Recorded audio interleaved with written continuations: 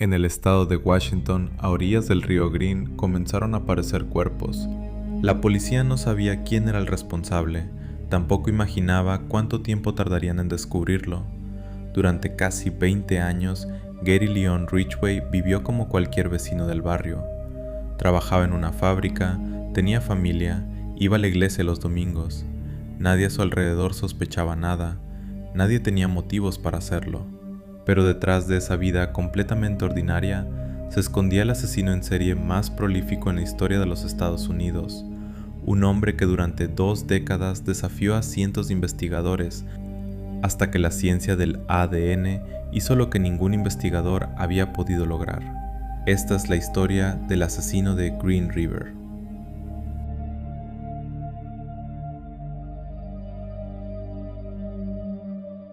Gary Leon Ridgway llegó al mundo en Salt Lake City, Utah, el 18 de febrero de 1949.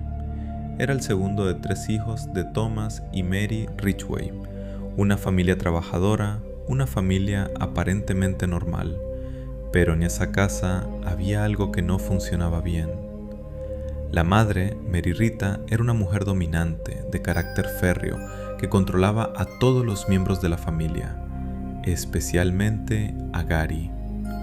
Investigadores y psicólogos que estudiaron el caso describieron un ambiente familiar donde la figura materna generaba en el pequeño Gary una mezcla de sentimientos que no podía comprender ni procesar: ira, miedo y una confusión perturbadora sobre el amor y el control.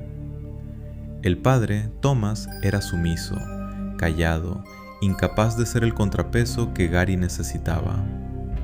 Los psicólogos forenses que examinaron a Ridgway encontraron algo en ese vínculo distorsionado con su madre, la raíz de una fijación que lo perseguiría toda su vida.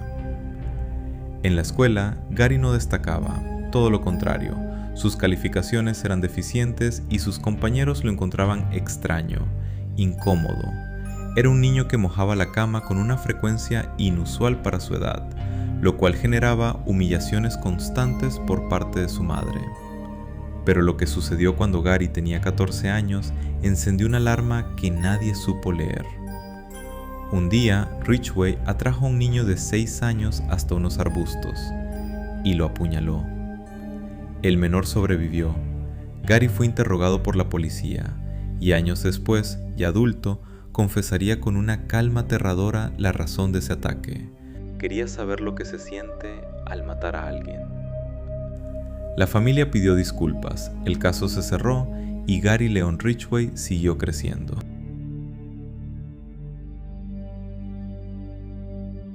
La familia Ridgway se mudó a McMicken Heights, en las afueras de Seattle.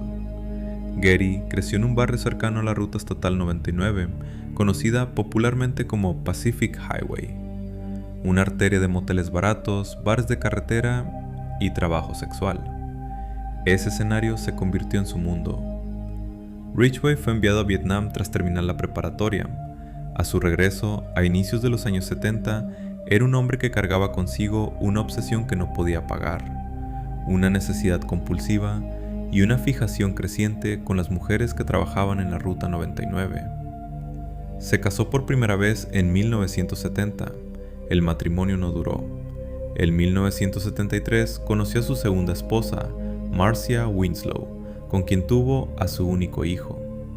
Pero su compañera contaría después que Ridgway exigía relaciones sexuales múltiples veces al día, y ante su negativa, Gary salía a las calles de noche, mientras de día se presentaba como un trabajador ejemplar en una fábrica de pintura de camiones en Renton, Washington.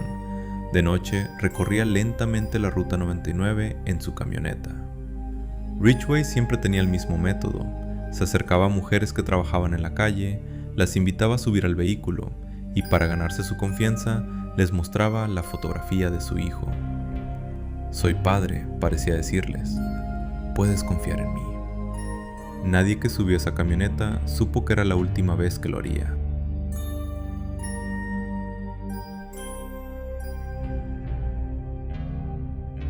El verano de 1982 fue caluroso en el condado de King, Washington, pero el calor no era lo único que había en el ambiente. A mediados de julio, dos adolescentes que caminaban por las orillas del río Green encontraron algo entre la maleza, un cuerpo, una mujer joven. Días después, la policía encontró otro, y luego otro más. En cuestión de semanas, las autoridades recuperaron los cadáveres de Wendy Lee Caulfield, Deborah Bonner, Marcia Chapman, Cynthia Hines y Opal Mills. Todas mujeres jóvenes, todas habían sido estranguladas, todas habían sido arrojadas al mismo río. El condado de King creó una fuerza de tarea especial y el caso tomó un nombre que pronto paralizaría a toda una región: el asesino de Green River. El detective asignado desde el primer día fue Dave Reichert, un hombre que haría de la búsqueda del asesino la misión de su vida. Pero el asesino seguía libre. A lo largo de los años 80, los cuerpos seguían apareciendo, en los bosques, en campos abandonados, enterrados bajo árboles, ocultos bajo hojas y tierra. Ridgway dejaba a sus víctimas en grupos, en distintas zonas del condado, como si estuviera marcando territorios. En 1984, el FBI se unió a la investigación, se consultó a expertos en perfiles criminales, se elaboraron retratos psicológicos del asesino, y hubo un aporte inesperado que nadie olvidaría. Desde su celda en la prisión del estado de Florida, donde aguardaba su propia ejecución, el infame Ted Bundy, él mismo un asesino en serie, siguió el caso con obsesiva atención y se ofreció a colaborar. Bundy describió al asesino de Green River como alguien que probablemente regresaba a los sitios donde había abandonado los cuerpos, que disfrutaba del poder, incluso después de la muerte. Tenía razón. Ridgway confesó años más tarde que volvía a los lugares donde había dejado a sus víctimas, que las visitaba, que eso le daba placer.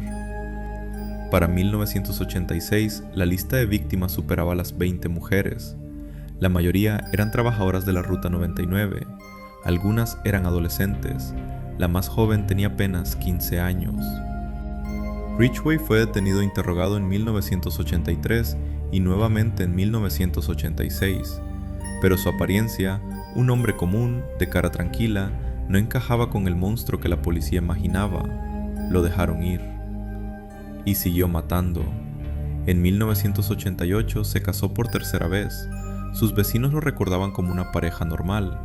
Gary iba a la iglesia, hablaba de la Biblia, llevaba a su hijo a los mismos lugares donde había dejado los cuerpos de sus víctimas. Un padre, un esposo, un trabajador y un asesino en serie que mató durante casi 20 años sin ser capturado.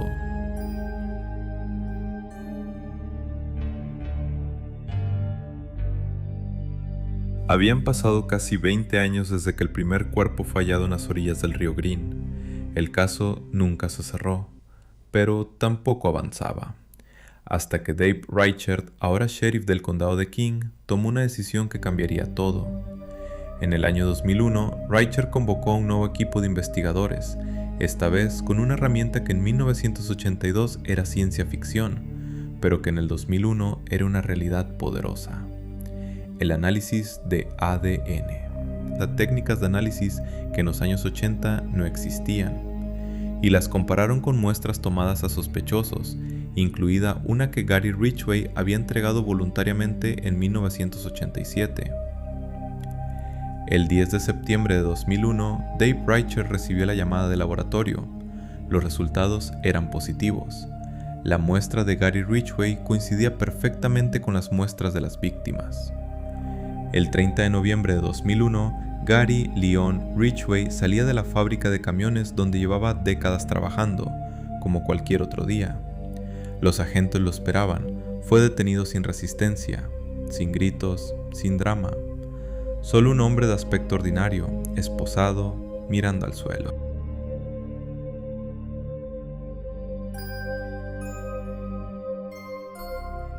Durante meses, los investigadores del condado de King se sentaron frente a Gary Ridgway en salas de interrogatorio, y Ridgway habló.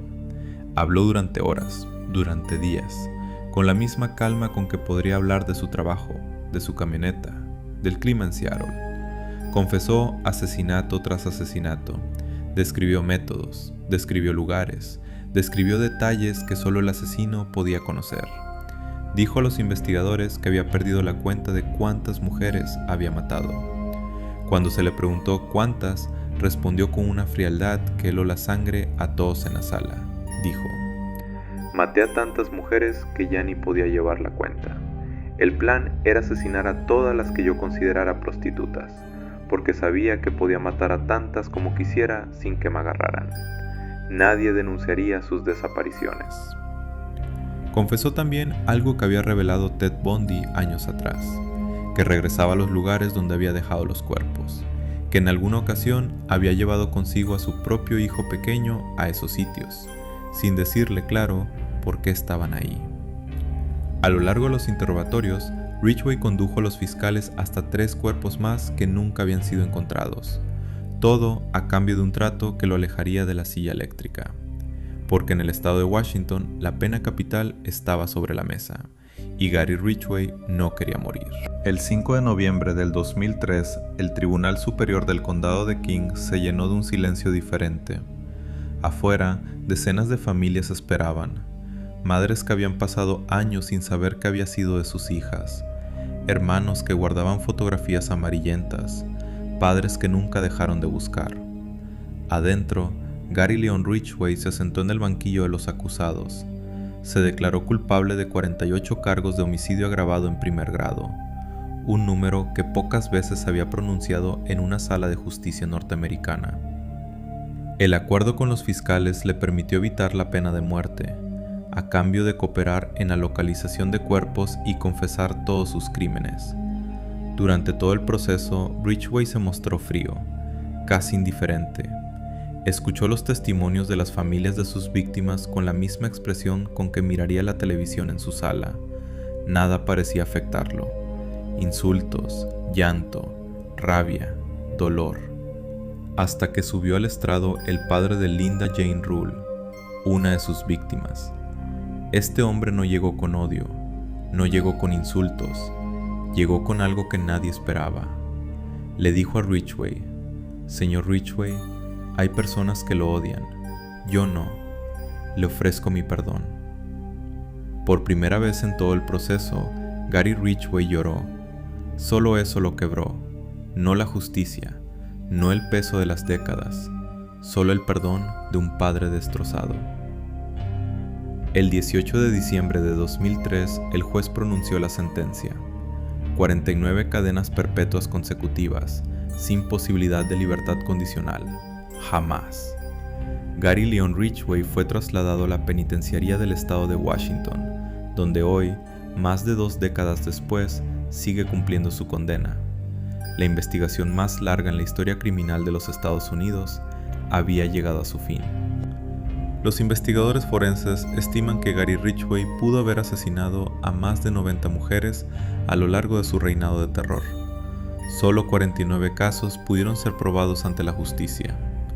Muchos otros quedaron sin resolver, sus víctimas sin nombre, sus familias sin respuestas. ¿Cómo es posible que un hombre tan aparentemente ordinario haya matado durante 20 años sin ser detenido? Los expertos señalan varias razones: la marginalización de sus víctimas, la falta de tecnología forense en los años 80 y la habilidad de Ridgway para presentar una fachada perfectamente normal. Era vecino, era empleado, era esposo, era padre, y era un monstruo. Pero más allá del asesino, hay 49 nombres que no deben olvidarse. 49 mujeres que merecían vivir, que merecían ser buscadas, que merecían justicia.